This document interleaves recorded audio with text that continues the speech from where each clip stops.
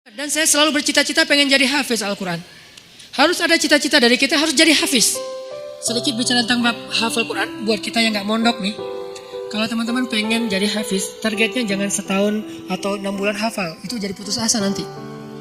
Memang motivasinya ada orang yang 3 bulan hafiz, 6 bulan hafiz, setahun hafiz. Tapi kan dia mondok, 24 jam ngafal Quran. Kita kan banyak kesibukan yang lain, yang lebih realistis. Berapa? 6 tahun hafiz. Gimana cara 6 tahun hafiz? Sekarang rata-rata usia kita berapa? Sebutlah rata-rata 20 tahun ya. Ada yang 22, ada yang 19, rata-rata 20 tahun. Ustadz segitu juga? Ya kurang lebih lah. Rata-rata 20 tahun.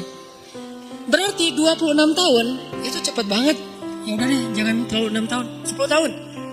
Kalau kita mau menghafal Quran 10 tahun hafiz, berarti sehari kita cuma perlu menghafal 2 baris. Sehari 2 baris. Dibagi 5 waktu sholat. 2 baris itu alif lam mim dzalikal kitabul la raiba fihi hudal lil muttaqin alladzina yu'minuna bil ghaib. Segitu. Enggak sampai 1 ayat kan? Nah, cara ngafalnya subuh alif lam mim. Udah beres. Susahnya di mana coba? Subuh teman alif, zuhur dzalikal kitabul la raiba fihi. Asar hudal lil muttaqin. Maghrib alladzina yu'minun. Isya bil ghaib. Selesai. 1 hari 2 baris. Tapi butuh istiqomah, butuh dakwah, konsisten. Kalau sehari 2 baris, maka 10 tahun. 10 tahun itu gak lama loh. Saya tuh di Bandung udah 13 tahun, gak kerasa.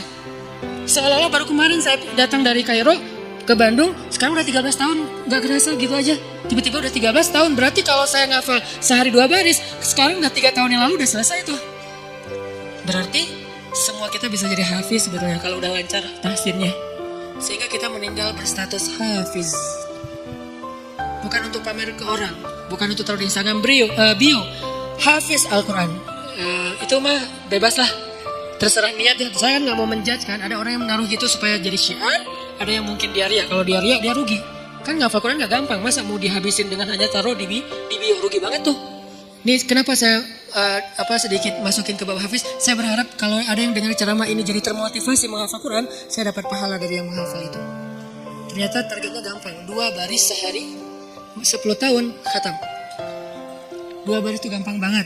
Alif alhamdulillah. Zuhur rabbil alamin. Asar ar-rahman. Maghrib ar-rahim. Segitu doang ngafalnya, gampang banget. Kul. Zuhur ya. Asar, ayyuhal, gitu doang kan? Saking gampangnya. Kapan itu khatamnya Ustadz? Gak tahu pas sakaratul maut kali. Saking pendek-pendeknya. Nah maksud saya, target sebelum meninggal hafiz. Tapi kan kita gak tahu usia kita Ustadz. Memang kita gak tahu. Ini mah target semampu kita. Kalau meninggal sebelum 10 tahun, yang penting kita udah punya niat. Siapa yang berniat baik dan tidak tercapai, maka dia dapat pahala kebaikan yang utuh. Siapa yang tercapai, dia dapat pahala 10 kali lipat. Kalau kita meninggalnya usia 40 tahun, usia 50 tahun, udah hafiz. Tahu gak kedudukan hafiz di akhirat nanti kayak gimana? Itu keren banget. Harus cemburu kita sama orang yang hafiz tuh. 1, dijamin surga kalau dia ikhlas. Dijamin surga. Kita tuh bukan golongan sahabat. Saya kemarin pas datang ke kuburan Uhud ya.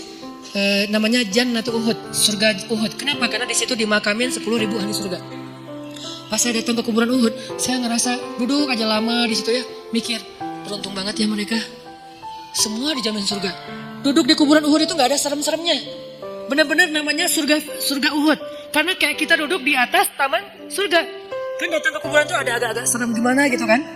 Ini gak ada seremnya sama sekali. Nyaman. Merpatinya banyak. Hinggap di atas kuburan-kuburan itu. Dan di atas kuburan itu kita bisa tahu beberapa. Ini kuburan Sayyidah Aisyah. Ini kuburannya Ibrahim anak Rasulullah. Ini kuburannya Imam Malik. Ini kuburannya misalnya siapa? Fatimah. Ini kuburannya Ummu Kulsum, putri-putri Rasulullah. Duduk aja di atas kuburan para sahabat. Beruntung banget ya mereka dijamin surga. Kita gak dapat kesempatan itu karena gak sezaman dengan Nabi. Tapi kita punya kesempatan lain. Gimana? Hafiz Al-Quran. Dijamin surganya. Dengan syarat ikhlas dan tidak berbuat dosa besar. Dijamin surga. 1. Kedua, bisa bawa 10 orang selain mantan ke surga. Kasihan juga ya mantan ini ya. Makanya jangan jadi mantan. 10 orang. Siapa aja? Ayah, ibu, udah pasti tuh. Makanya saya pengen menghafal Quran biar kalau saya khatam, saya ngerasa di dunia itu belum sempat berbakti sama ibu dan ayah saya. Keburu meninggal pas tsunami. Nanti saya pengen berbaktinya di akhirat. Berbakti di akhirat, hafal Quran. Sehingga nanti di akhirat saya berharap berhusnuzon ke Allah, bukan sok pede ya. Kayak udah paling pasti masuk surga aja, bukan. Husnuzon ke Allah, nggak boleh sok pede. Kalau sok pede namanya mentazkiyah diri sendiri. La tuzakku anfusakum. Berhusnuzon ke Allah, Allah maha menepati janji. Saya bisa bawa emak, yuk ikut abang. Kemana bang? Surga. Kan enak ya. Bapak yuk ikut abang kemana? Surga. Kakak saya meninggal juga di tsunami. Itu buat saya ibu kedua saya setelah ibu saya, karena dia paling banyak berkorban. Kak Ayus yuk ke surga. Kemana? Ayo ke abang kemana bang? Surga.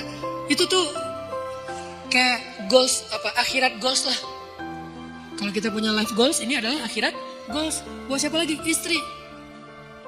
Buat siapa lagi? Anak.